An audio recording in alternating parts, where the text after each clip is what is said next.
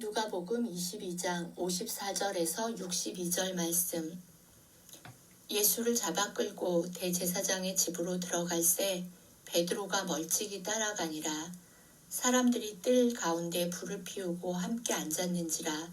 베드로도 그 가운데 앉았더니 한 여종이 베드로의 불빛을 향하여 앉은 것을 보고 주목하여 이르되 이 사람도 그와 함께 있었느니라 하니, 베드로가 부인하여 이르되 이 여자여, 내가 그를 알지 못하노라 하더라. 조금 후에 다른 사람이 보고 이르되 너도 그 도당이라 하거늘, 베드로가 이르되 이 사람아, 나는 아니로라 하더라. 1시간쯤 있다가 또 한 사람이 장담하여 이르되 이는 갈릴리 사람이니 참으로 그와 함께 있었느니라. 베드로가 이르되 이 사람아, 나는 네가 하는 말을 알지 못하노라. 아직 말하고 있을 때에 닭이 곧 울더라. 주께서 돌이켜 베드로를 보시니 베드로가 주의 말씀 곧 오늘 닭 울기 전에 네가 3번 나를 부인하리라 하심이 생각나서 밖에 나가서 심히 통곡하니라. 아멘. 대제사장들과 성전 경비대장들이 앞세운 종들에게 이제 예수님은 잡혀서 끌려가고 있습니다. 그런데 이때 베드로는 멀찍이서 따라갑니다. 다른 제자들은 다 어디로 갔을까요? 3년이나 동고동락하며 바로 어젯밤 유월절 만찬을 같이 나누었던 가족 같은 사람들이었는데, 그들은 이미 예수님을 멀리 떠나 도망가고 없습니다. 끝까지 정치적 메시아를 기대했던 제자들에게 아무런 능력도 기적도 행하지 못하고 세상 권세자들에게 힘없이 끌려가는 예수님의 모습은 실망스러웠을 것입니다. 어쩌면 그들은 불법자의 동료로 묶여서 같이 십자가형에 달릴까봐 두려워서 도망갔는지도 모르겠습니다. 55절에는 사람들이 뜰 가운데 불을 피우고 함께 앉았는데 베드로도 그 가운데 같이 있었다고 되어 있어요. 6월절은 유대력 1월이니까 그리고 밤은 더 추웠겠죠. 베드로도 그들과 함께 불을 쬐면서 앉아 있었습니다. 불빛에 비친 베드로의 얼굴을 보고 한 여종이 아는 체를 해요. 나 이 아저씨 아는데? 이 아저씨도 저 예수라는 사람하고 함께 있었어요. 내래 그를 알지 못하외다.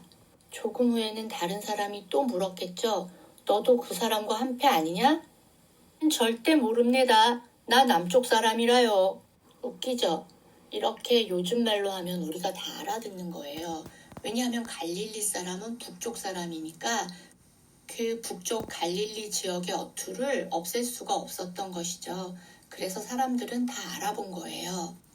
2명에게 자신의 신분을 들켜버렸으니까 베드로는 사실 슬쩍 도망갈 수도 있었어요. 그러면 다시 잡으러 올 사람은 없거든요. 그런데 59절에는 1시간쯤 있다가 또 한 사람이 장담하여 이르되 이는 갈릴리 사람이니 참으로 그와 함께 있었느니라 라고 말하고 있어요. 그러면서 베드로를 궁지에 몰아가죠. 만약 베드로가 단지 호기심 때문에 예수님이 어떻게 되나 보자, 아니면 그가 진짜 우리의 구원자가 맞았을까? 라는 단지 이런 호기심 때문이었다면 분명히 베드로는 두 사람에게 의심을 받았을 때 그 자리를 피했을 거라고 생각돼요. 왜냐하면 그 자리에 남아있다가 잡히면 자기 역시 십자가에 달려서 죽어야 할지도 모르는 그런 신분이었으니까요. 그런데도 베드로는 끝까지 그 자리를 지키고 있었습니다. 마지막으로 예수님을 모른다고 할 때에 닭이 우는 걸로 보아 밤을 지새웠던 것 같아요. 그렇게 사람들의 의심을 받으면서도 베드로가 그 자리를 지켰던 것은 예수님을 진심으로 자신의 구세주요 왕으로 오신 하나님의 아들이라는 것을 믿었기 때문이었을 것입니다.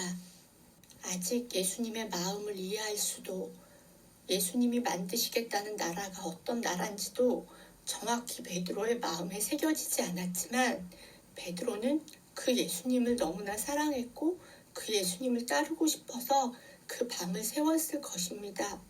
그리고 예수님이 돌이켜 베드로를 보셨을 때 예수님의 눈빛은 비난의 눈빛이 아니라 사랑의 눈빛이고 용서의 눈빛이었던 것을 베드로 또한 알았습니다. 어쩌면 그 눈빛 안에는 베드로야, 나는 너를 믿는다 라는 그 믿음의 눈빛까지 담겨 있었겠지요. 그래서 베드로는 통곡을 합니다. 자신의 연약함, 결국 생명을 위해서, 자신의 안위를 위해서 예수님을 부인할 수밖에 없었던 자기 자신에 대해서 너무나 실망해서 울었을 것입니다.